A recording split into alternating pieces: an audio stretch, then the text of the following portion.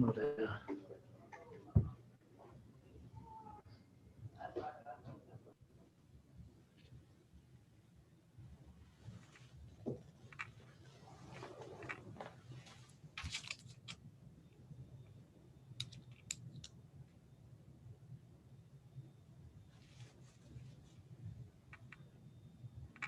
Oh, yay. Oh, yay. Oh, yay. The Honorable Supreme Court of Arkansas is now in session. All persons having business before this honorable court, draw near, give attention, and ye shall be heard. May God save these United States, the state of Arkansas, and this honorable court. Oh, yay. Oh, yay. Oh, yay. Mr. There we go.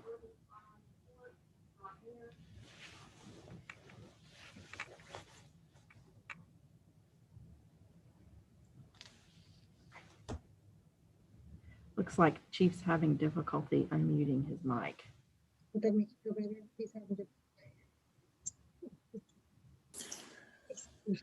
good morning. The court has cases to hand down today. Justice Hudson. CV 20216 Convent Corporation versus City of North Little Rock from Pulaski County Circuit Court, 12th Division, affirmed in part, reversed and remanded in part, dismissed as moot in part. Webb concurs, Justice Wood dissents.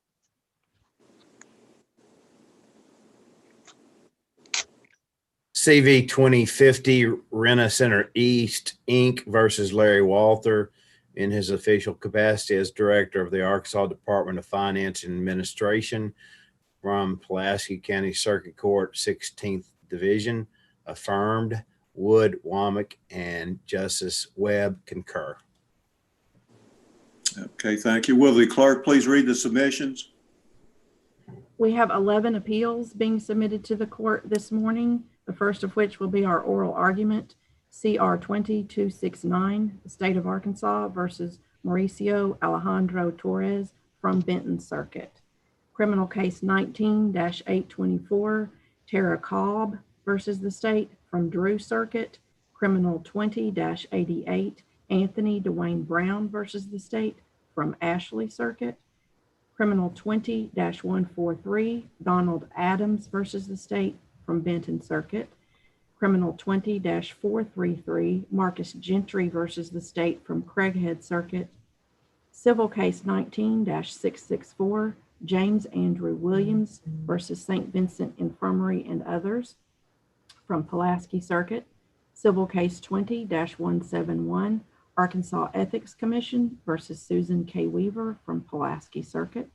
Criminal 20-346, Ricky Green versus the state from Lone Oak Circuit. Criminal 20-419, Terrence Manuel versus the state from Phillips Circuit. Civil 20-280, Tyrell A. Benson versus Dexter Payne as Director of the Department of Correction from Lincoln Circuit. And civil case 20-353, Sarandon Starling versus Wendy Kelly as Director of the Department of Correction from Jefferson Circuit. In addition to these 11 appeals, there are also 23 other various motions and petitions being submitted to the court for decision today. Okay, thank you. Our case for oral argument this day is State versus Torres, criminal 20-269. And the court will recognize the petitioner, Ms. Berger.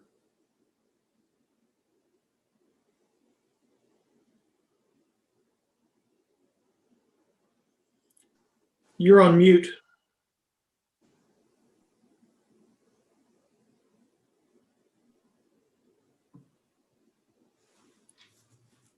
Can you hear me now? Yes. Thank you. Mr. Chief Justice, and may it please the court, I am Senior Assistant Attorney General Veda Berger here today on behalf of the petitioner, the state of Arkansas. I respectfully request 4 minutes of my argument time this morning for rebuttal. We are here before the court today on an extraordinary writ petition after Mr. Torres was, for a second time, found guilty of the capital murder and first-degree battery of his 6-year-old son, Isaiah. Isaiah died in March of 2015 after respondent, among other things, inserted a stick in Isaiah's rectum and forced him to do squats as punishment for eating a piece of cake without permission. During the penalty phase of that second trial, the state's second witness leapt from the witness chair and lunged toward Torres and his attorneys after the prosecutor asked him whether Torres had ever sexually abused him. An hour and 20 minutes after that event occurred and after the jury had been removed from the courtroom, Torres's counsel moved for a mistrial as to the sentencing phase of the trial only and made clear that his motion was limited to the sentencing phase, no fewer than 3 times. The state resisted the granting of any mistrial. The trial court granted Torres's motion as to the sentencing phase, and sua sponte granted a mistrial as to the guilt phase on the ground that Arkansas Code Annotated 546023 requires the same jury to determine both guilt and punishment in a capital murder proceeding. That was wrong. Section 6023 does not say that a jury that sentences a defendant must have found guilt, and thus the state has petitioned for a writ of certiorari. The state is seeking certiorari on 2 grounds. Ms. Berger, can you point to statutory authority that limits the trial court's ability to grant a mistrial? No, I don't. A mistrial generally, no. I don't have statutory authority. But having said that, there is no statutory authority that in fact authorizes the granting of a mistrial. What kind of discretion does the trial court have in this situation? I believe the rule 32.3C does appear to contemplate the granting of a mistrial. It does say mistrial. It doesn't say in what phase of the trial, but because it's limited to the removal of jurors during the sentencing phase, at most this court's rule indicates that a mistrial probably can be granted in the sentencing phase. I'm sorry, I wasn't clear about my question, Ms. Berger. What kind of discretion generally does a trial court have in making a determination as to whether or not to grant a mistrial? Just more standard of review. Oh, I'm sorry. So the court has to decide whether or not there would be prejudice to the interests of justice in continuing the proceeding. And to be clear, at this point in the proceedings, the state does not dispute the trial court's granting of a mistrial.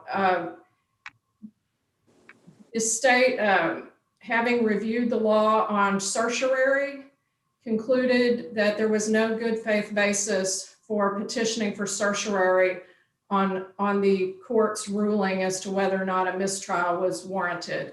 The issue before the court here is the scope of the mistrial ruling, and the state's position is the trial court lacked jurisdiction, acted in excess of his jurisdiction, and committed a gross and manifest abuse of its discretion when it ordered a mistrial as to the guilt phase for events that occurred in the penalty phase and could have had no conceivable effect on the determination of the guilt proceeding. And Ms.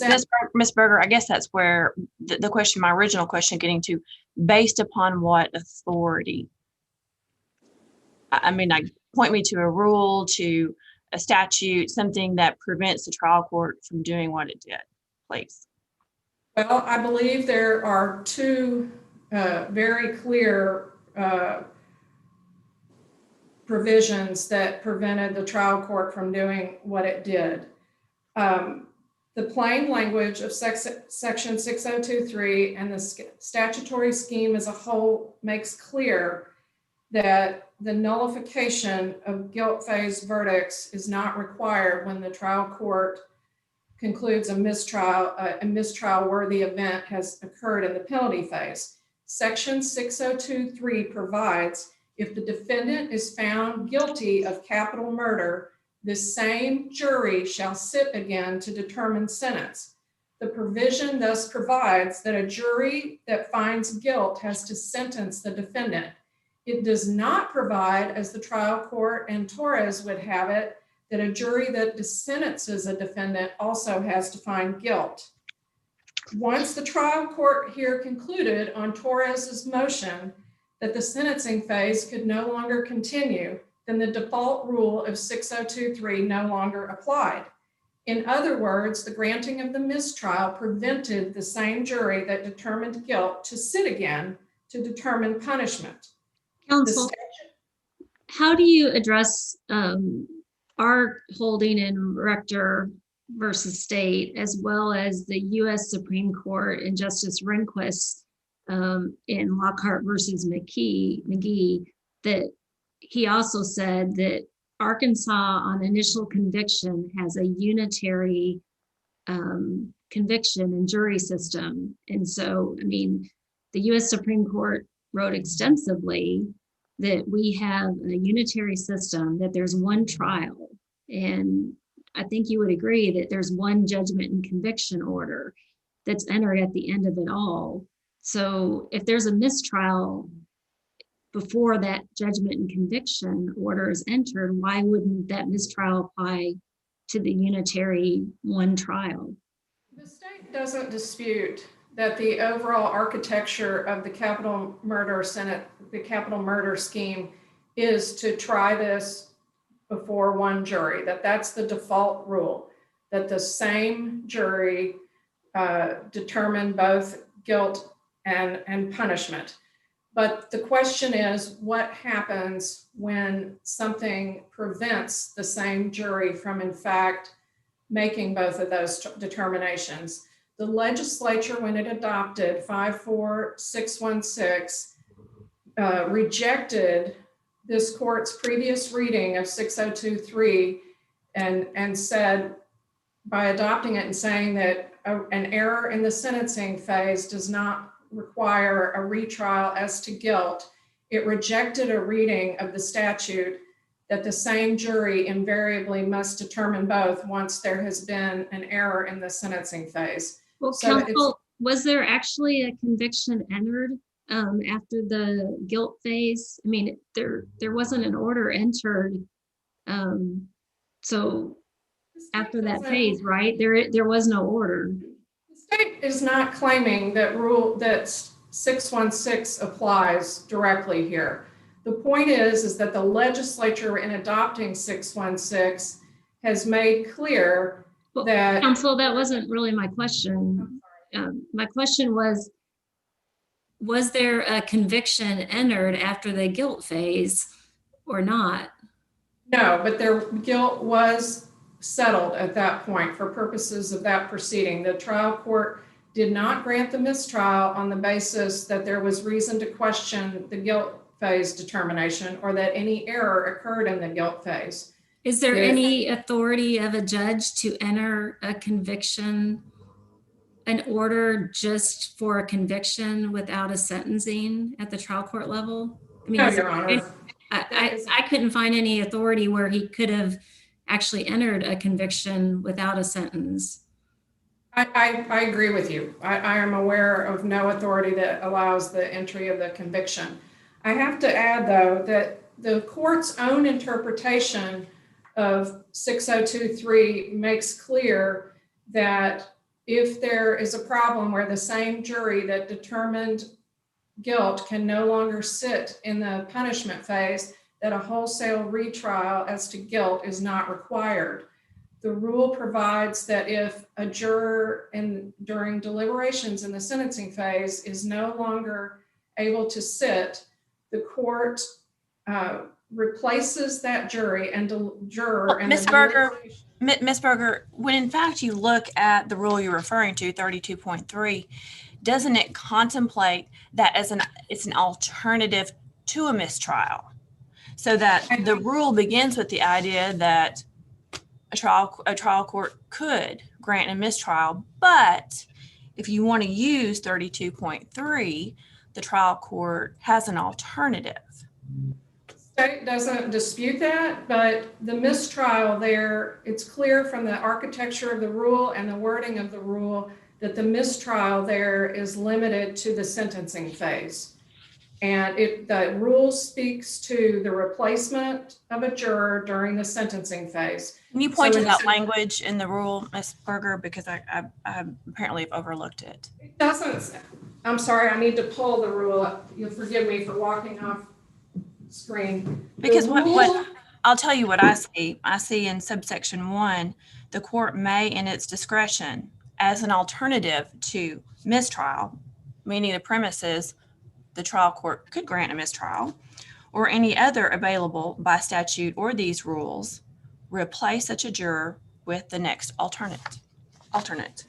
I don't disagree with that, but the rule is speaking solely to the sentencing phase. There is no reason to read it as therefore referring back to the guilt phase. The rule C, subsection C, begins with, in a case of capital murder trial or any other bifurcated trial in which the court cannot fix punishment. And then the entirety of the subsection C is about what can be done during the punishment phase of the trial. Okay, And but Ms. Berger, what I see is that the title to this rule is alternate jurors. And the facts of this case don't reveal that there's any problem with the jurors. This is outside of any kind of illness or death or inability for a juror to sit. So don't you think it would be a fair reading of 32.3 to say that it simply does not apply in this case? Well, obviously, in one respect, it doesn't apply in the sense that, yes, there's no dispute here about the replacement of jurors, but it does apply in the sense that it is an interpretation of section 6023, and it's clear where it says that 6023 is not an obstacle to a new jury sitting to determine punishment. So therefore, Counsel, can we clear up something else about that? Because it's not a new jury, it's an alternate juror who has already sat through the guilt phase and heard it. Isn't that correct? with all due respect, Your Honor, I disagree. I believe that the 12 jurors in the black box that have gone in, when an alternate sits, the alternate remains outside and does not participate in deliberations. And the dynamics that go on in a jury room make it clear that those 12 jurors are, in fact, the jury. And so when a new juror is placed into that dynamic and the group of 12 changes, it is, in fact, a new jury. And in fact, the rule says. But counsel, I guess if you look again at what Justice Rehnquist said about our unitary system and the intent of our legislature, it was that the unitary system and having the same jury was that they heard the evidence in both the guilt and the sentencing, and the alternate would have done that. It was not that they participated in the deliberations in both. And that's what we said in Rector, and that's what the US Supreme Court said. So that's Both different. Rector, I beg your pardon. Go ahead. Both Rector and Lockhart versus McCree were decided before the Arkansas legislature adopted 616, which made clear that there can, in fact, be a separation of the determination of guilt and punishment when intervening events have in some way called into question the sentencing proceeding. And the opinion in Lockhart doesn't purport to change Arkansas law. It merely held that a unitary jury was constitutional. It did not say that it was required, and it could not have opined on what the legislature adopted later. I don't believe 616 was at issue there. I could be wrong, but that's my recollection of having read the case. And certainly what was happening in Rector was that Mr. Rector was saying he wanted 2 juries with 2 voir dires, and the state's position isn't that that's required or that he's entitled to that even now. It's simply that if there is an error that makes there's some problem in the sentencing phase, the overall architecture of the statute and the plain language of 602(3) does not require a re-adjudication of guilt in that circumstance. And as the state noted in its briefing, Buckley versus State reinforces that conclusion. But Ms. Berger, Buckley is not a capital case. I mean, and that's what we're dealing with here, the capital case. Death is different. We all know that. I don't dispute that death is different, but death is different because of the punishment. And there is nothing in the state's argument or in the architecture of the statute that makes a guilt determination, a punishment only determination by a jury suspect on the ground that death is different. Otherwise, section 616 would be unconstitutional. The jury will be subjected to a voir dire. It will be presented with evidence of mitigating and aggravated circumstances, which is what this difference jurisprudence requires. There will be to eliminate the arbitrary and freakish imposition of the death penalty. Well, Ms. Berger, when you come back on rebuttal, if you have a citation other than Buckley that is on all fours as a capital case at that time, I would appreciate you mentioning it. Ms. Berger, if I can move on to a slightly different topic, the issue of what do we do with this if we grant your writ. Mr. Torres has suggested that he'd be allowed to go forward with the conviction on the guilt phase on that appeal separately and bifurcate this process. It was mentioned in your conversation with, I believe, Justice Wood earlier that even though there was a finding of guilt, there was not an order entered. So can you kind of walk us through what your remedy would look like if you're successful here? The remedy would be a remand to the trial court for it to conduct a sentencing proceeding only. And then the judgment would be entered and Mr. Torres could then appeal his conviction and sentence after that. Mr. Torres cites no authority and the state is aware of none, particularly in the absence of any claimed basis for his entitlement to an extraordinary writ, that he be entitled to challenge the determination of his guilt in this proceeding. And in fact, as Smith v. Symes provides, as we cited in our brief, even a party that's entitled to certiorari or an extraordinary writ on one ground, the court has refused to grant it or consider it on another ground when that is not independently shown to be a basis for the issuance of an extraordinary writ. And the fact that he claims that he might have some interesting or difficult or viable issues for an interlocutory appeal, this court also has concluded that that's not grounds for an interlocutory appeal. Okay, and can you walk me through a little bit of, I'm having an issue with the timeliness of the motion for the mistrial. And it relates back to the same issue that we had the finding of guilt, but we didn't have an order entered or a judgment entered on the finding of guilt. But we have case law that indicates that after the verdict has been rendered, that it's untimely to make a mistrial motion at that point. We've got a 92 case out of our court for that.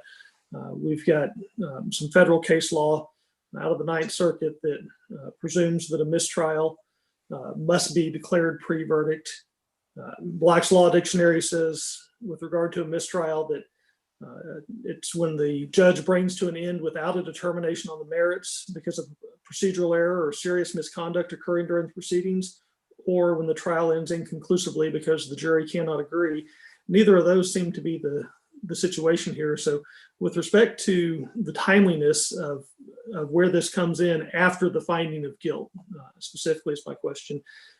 How do we deal with that since the jury had spoken on the guilt factor, but there was not an order entered on that? Well, if the statute 616 makes clear, it has repudiated a reading of 6023 that says that any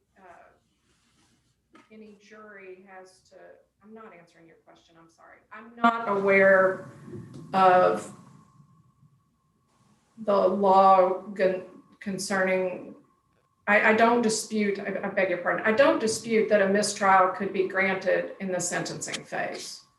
The question is whether or not the sentencing, any error in the sentencing phase allows the court to retroactively therefore conclude that there is a flaw in the guilt phase.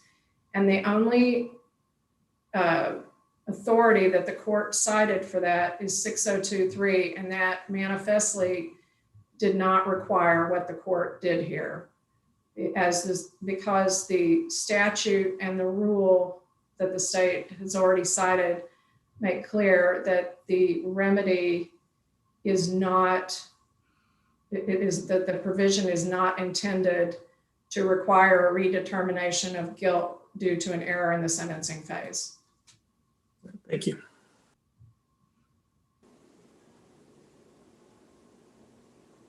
I see that I'm into my rebuttal time, so I will reserve the rest of that time. Thank you. And the court will now recognize the respondent, Ms. Rosenzweig. Thank you, Your Honor. May it please the court. I am Jeff Rosenzweig, and along with Bill James and Burke Morledge, we represented Mr. Torres at both of his trials and on appeal and here as well. This case arises from the extraordinary circumstance of a state's witness jumping from the witness stand during his testimony, during the direct examination of the testimony, to assault the defendant and presumably us as well, in full view of the jury. All this is captured, as the court is aware, on the security video, which is in the record but under seal because the jurors' edges appear on there. In other words, the jury saw the whole thing. And if Your Honors haven't looked at it, I request that you do so before deciding this case. Now, there are three issues here. One is, does the law as written support the circuit court Judge Karen's conclusion that mistrial is required for both guilt and penalty?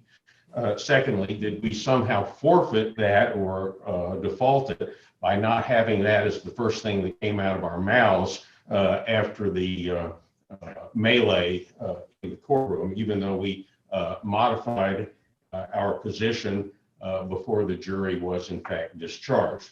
And then thirdly, what happens if we lose? What should the court do? First thing, obviously, is what is the law? The law, as existing, has two carve-outs to the idea of the unitary jury doing both guilt and penalty. One is the 602 and 616, which says when a conviction is affirmed on guilt, but their error is error in penalty, you can have a separate resentencing trial. Well, obviously, at this point, there has been no affirmation of a guilt verdict. Ergo, that doesn't fit. Secondly, 32.3, the alternate jury rule, talks about when you lose a juror or two jurors, maybe at most, and not the entire 12-person jury panel or jury panel plus alternates here. If we're being textualist here, as the U.S. Supreme Court has noted in Encino Motor Cars and the Bostock case, the law means what it says, and that's what it says. And only in those circumstances can you have a separate jury for guilt and penalty. As we noted in our brief, we go to court with laws that we actually have, not the ones that we might want to have, or the ones that we might want to think about later. If there's something to fix, the legislature's in session and can fix it going forward. And as members of the court have noted, Justice Hudson, I believe, mentioned this, death is different. This is a capital case. The non-capital cases such as Buckley simply do not apply. Arkansas statute, there is no constitutional requirement to jury sentencing in a non-capital case. There, of course, is, at least as far as the determination of aggravators and mitigators, and Ring versus Arizona as a constitutional matter. Secondly, of course, it's black letter law that a specific statute, i.e. a capital statute, supersedes a general statute. Now, the second question is, did we default this? And I think that it's appropriate to consider what had just happened. The witness had jumped off the witness stand, ran to us, overturned, the table got overturned. We were sort of hemmed in to some extent. There's a huge melee going on with all sorts of shouting and yelling. We thought there might be gunfire. Fortunately, there was not. So the question is, what do? We immediately moved for mistrial, and the college is all in there, but basically I said, we certainly mistrial the penalty phase, and I guess we need to appeal the guilt verdict first. And Judge Karen said, no, you really, there's no authority to do that. So we're sort of thinking about it, and thinking out loud is probably the best way to describe it. And and the state, if you look at it, was taking the position that no mistrial was necessary. Well, and we were in sort of, are you kidding me mode? I mean, our position was, if there was ever a reason to grant a mistrial, this is it. And that's what we thought we were fighting on first.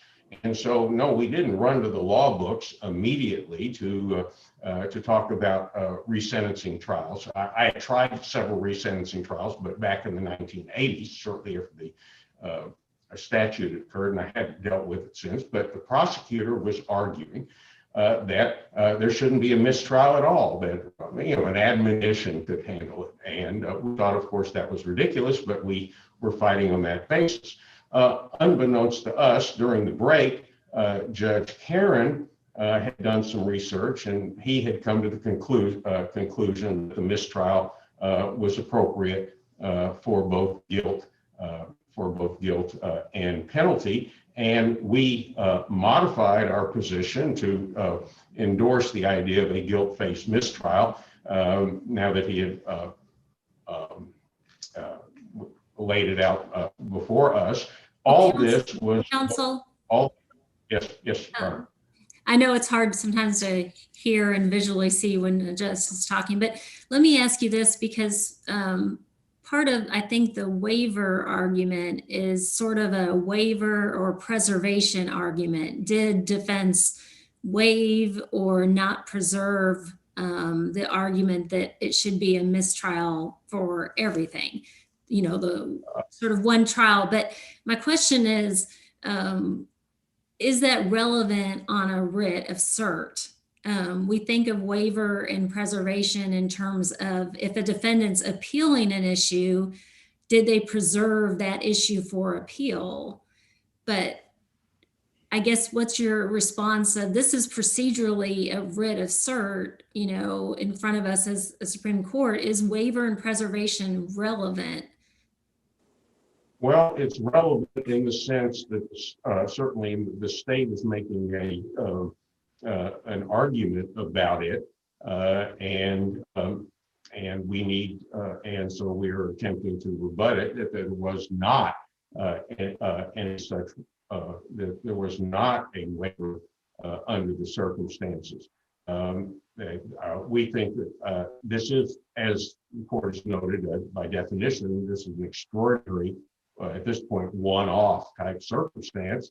And I think we're sort of feeling our way based upon all the statutes and the events occurred, the events there. No, we don't think as a practical matter, we did not wait. Before the jury was discharged, and the record is very clear on that, we endorsed the idea of both a guilt and penalty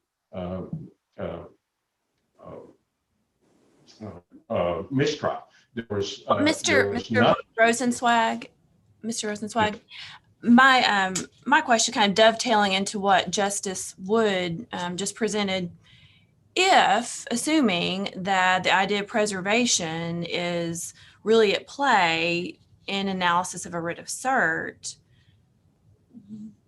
when the trial court stated its reasoning and its decision, doesn't that somewhat just kind of wipe out the need for reconsidering exactly what your original objection was that you later expanded? Because I mean, now we've got the trial court opining on this issue. So regardless of what exactly your words were before, the trial court had stated its reasoning and how it was going to move forward. I agree, Your Honor. I mean, that is, we believe that the court was correct. We endorsed the court's reasoning, and the state is relying on something that happened in our original feeling around on it an hour and a half before. And I think that the court's ruling, the circuit court's ruling, is dispositive. I think it's also ironic, at the very least, to point out that although we were operating just in the moment in the state's first petition that was later decided to take this case, they didn't call it forfeiture. They called it invited error, which it clearly was not. So if that's if a waiver is an issue, I think the waiver would apply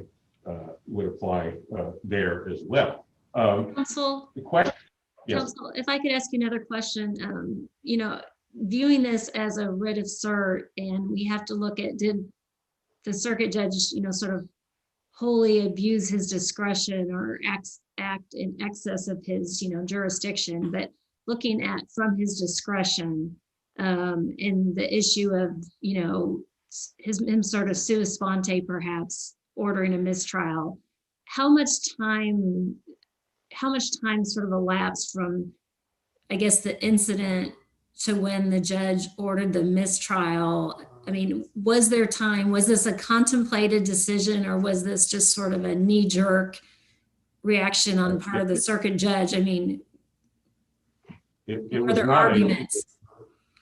It was not a knee-jerk decision, Your Honor. What happened was, immediately after the jury was sent out out of the room, and you can see on the video where they were shuttled out after about a minute and a half or so. We raised the issue, requested that the court view the security video, which the court did and put into the record. We argued a little bit, and then the judge adjourned court. This was now around lunchtime, but the state was still arguing. There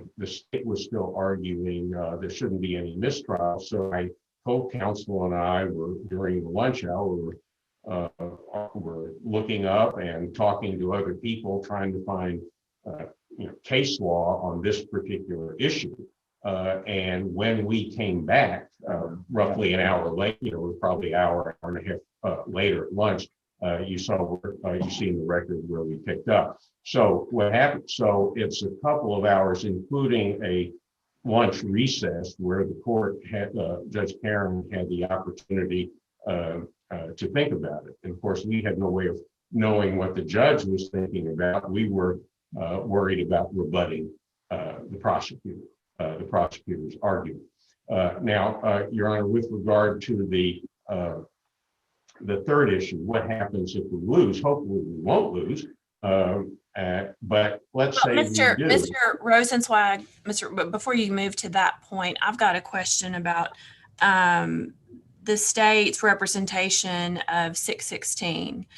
What that is it's a statutory exception to the same jury rule.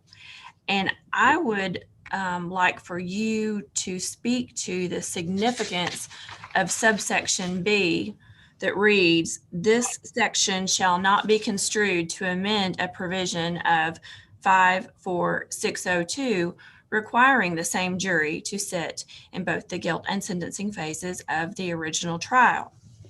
I mean, what I see here is we have this is an exception, and it is a specific exception in terms of appellate error in the guilt phase. But then at the end, the legislature comes back in no uncertain terms and says something in subsection B. And I would just like for you to speak to what the significance or insignificance of that may be. Your Honor, my understanding of this is this was it was the one circumstance carve out to the idea of the unitary jury. That in other words, what they're saying is, because you read a statute as a whole, we're going to have the unitary jury, but in this one instance where we have an affirmed guilt verdict and error in the penalty phase only, will we have that? And obviously we don't have that here because there is no affirmed guilt verdict. But under no circumstances other than that will we have a separate jury for guilt and penalty. Then, of course, the 32(3) modification with regard to using a jury after guilt, they've heard the whole thing. With regard to what happens if we lose, the problem is if we go back for a sentencing trial where the jury has heard, the jury by definition is told that the verdict has been, or that he has been found guilty and his the guilt innocence is not an issue, and then we come up with two separate transcripts, one from the 2020 guilt phase and the 2021 penalty phase, and you find that there's error in the 2020 guilt phase, that by definition is going to fatally knock out the penalty phase, because they will have been told something that simply is not so. Why buy trouble that you don't have to? Because then you end up, we know we're going back to a third trial. Why run the risk of having a fourth trial? The court has the power to say, please send up, issue a writ of cert for the guilt phase of this trial, and allow it to be considered as if on appeal, so we know whether or not there is a good guilt verdict before there is a penalty phase where the jury is told this person's guilty, and don't listen to anything where he says he's not guilty. And to the extent Buckley is applicable, just point out that Buckley dealt with an affirmed guilt verdict. We don't have that here. And if we're going to have a separate trial on penalty, it only makes sense to have a determination, is this jury being given accurate information? If the purpose of this is to try to get this case disposed of according to principles of law and justice, why we don't want to risk something where we're going to have another reversal on a situation that obviously could be remedied by merely hearing the guilt verdict, having the guilt phase appealed first. But hopefully we won't get there. Hopefully the court will rule that the law is explicit, that under this circumstance we've got to have the same jury deciding guilt and penalty. That to the extent default is even at play, this was not defaulted. And with that, of course, I will answer any questions the court may have, but otherwise I ask that the court deny the state's writ and send it back to the Benton Circuit Court for a plenary trial on both on guilt, and if guilt is determined, then penalty phase. Thank you. Okay, rebuttal for the petitioner. Ms. Berger. Thank you, Mr. Chief Justice. First, I wanted to address Justice Hudson's question. And no, I have not located a case in the interim that is on all fours with this. I did want to note that subsection B of 616 very clearly says that it is not amending 6032. And in fact, this 616 is not an exception. It's a rejection of this court's reading of 602 that a jury that sentences invariably has to have found guilt, and that capital murder conviction should be reversed, that provision somehow mandated that capital murder convictions be reversed and that guilt be determined yet again due to an error in the sentencing phase. If Rule 32.3 is an exception, like as Mr. Rosenzweig argues, and the state's position is not that it's an exception, that it's a wholly consistent interpretation of 6203 as not requiring a wholesale determination of guilt when a jury, when something prevents the original jury from sentencing. But if it were an exception, the rule would be invalid under Mr. Rosenzweig's theory of the case, because in his view, only the legislature can speak to the architecture of the sentencing proceedings. And perhaps the logical extreme of his argument is that a mistrial cannot be granted in the sentencing phase whatsoever because the statute does not provide for it. To be clear, the plain language of section 602.3 does not require a jury that determines punishment to have determined guilt. The provision says if a defendant is found guilty of capital murder, then the same jury shall sit again to determine punishment. It does not say that a jury that determines punishment has to have found guilt. Therefore, the text of the statute supports the state's argument, and it might be added that textualism does not require analysis of words in isolation, but requires consideration of the statutory scheme as a whole, the text as a whole. And it is clear here that both this court and the legislature have concluded that the statutory scheme as a whole does not require a redetermination of guilt due to error in the punishment phase. If there are no further questions, the state respectfully submits that the trial court's decision granting Torres a new trial as to both guilt and punishment for an error occurring in the sentencing phase was an act in excess of its jurisdiction, erroneous on the face of the record, and a manifest and gross abuse of discretion, serving only to grant Torres a gratuitous third chance and an acquittal. Consequently, the state's position for a writ of certiorari should be granted and the case remanded in order for the trial court to conduct a new sentencing proceeding. Thank you. Okay, thank you, counselors. That concludes our oral argument today, and the court will be adjourned. Thank you.